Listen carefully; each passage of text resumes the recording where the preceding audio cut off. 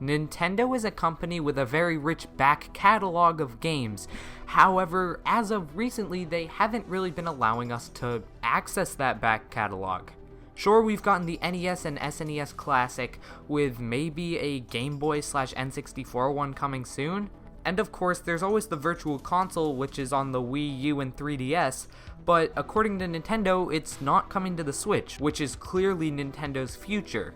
Now, what if I were to say that we could get a system that would allow us to play these old Nintendo games not only on the Switch, but on our mobile phones? You'd think I'm crazy, and just a couple of days ago, I would have thought I'm crazy too. But after looking into a couple of the most recent moves by Nintendo, it's actually not looking too crazy now, and I'll explain how in this video.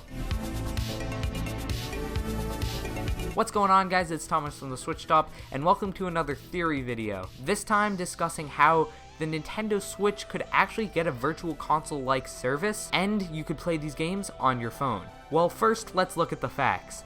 Nintendo said that the Virtual Console will not be coming to the Switch. That leaves the door open for other sort of systems. We've already gotten something called the Arcade Archives, where Nintendo brings up some old arcade games, puts them on the eShop, and charges way too much money for them. However, those games always sell well, so Nintendo knows that there is a huge outcry for playing old games on their Switch. Therefore, we could get another system that's like the Virtual Console, but different enough so that it's not actually the Virtual Console. It would be named something else. And I think the fact that you could play these games on your phone definitely gives this system that sort of different thing that it needs to be branded differently from the Virtual Console. On top of that, let's look at Nintendo's stance on emulation. Nintendo has always been very against emulation, but as of very recently, they have shut down two of the biggest, or the two biggest, emulation sites out there.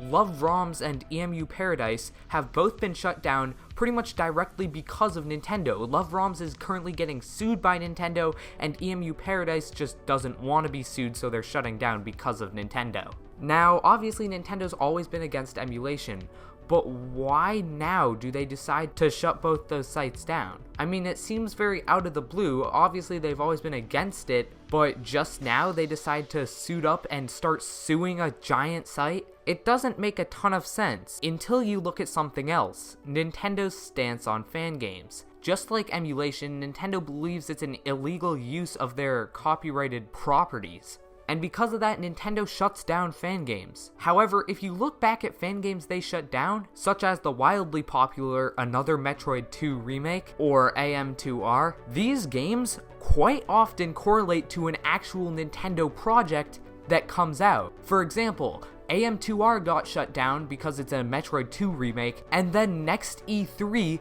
2017, Nintendo announces a Metroid 2 remake for the 3DS. This has happened previous times, and while yeah, sometimes Nintendo does shut down fan games and then doesn't immediately make a game based off that fan game, a lot of times, like in this Metroid situation, they shut down a fan game because they're making a game just like it.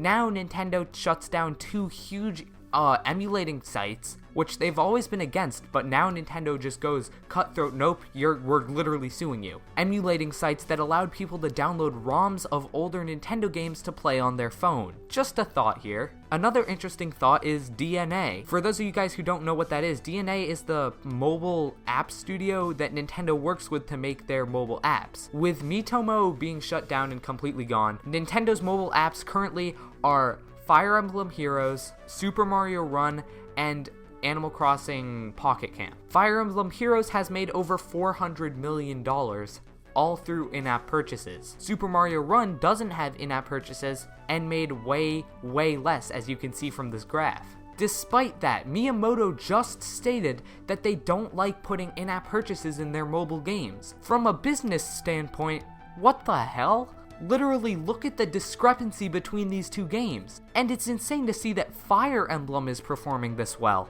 Imagine if they put out a Mario game with in-app purchases. That would be insane. But no, Nintendo doesn't like putting in-app purchases in their games, and Miyamoto just recently stated that. So what else could they be doing in the mobile front? Obviously, yeah, they could be making more games like Mario Run, which are one-time purchase things, but if Mario doesn't sell well, I mean, what would? Well, if you think back all the way to the day that Nintendo announced that they were going to be making the Nintendo NX, which we now know as the Nintendo Switch, that was the same day that they announced their partnership with DNA. That was all the way back in 2015. It is now 2018. There are only 4 Nintendo apps that have ever been produced.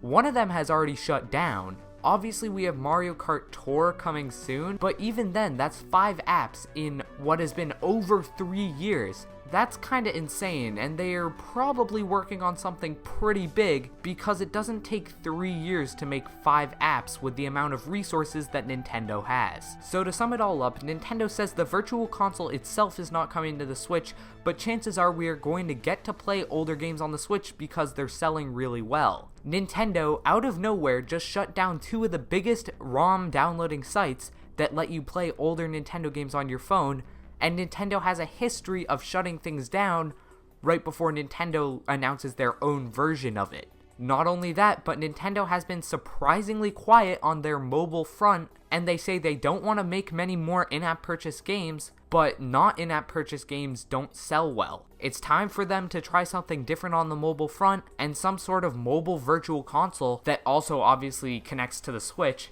would definitely be different.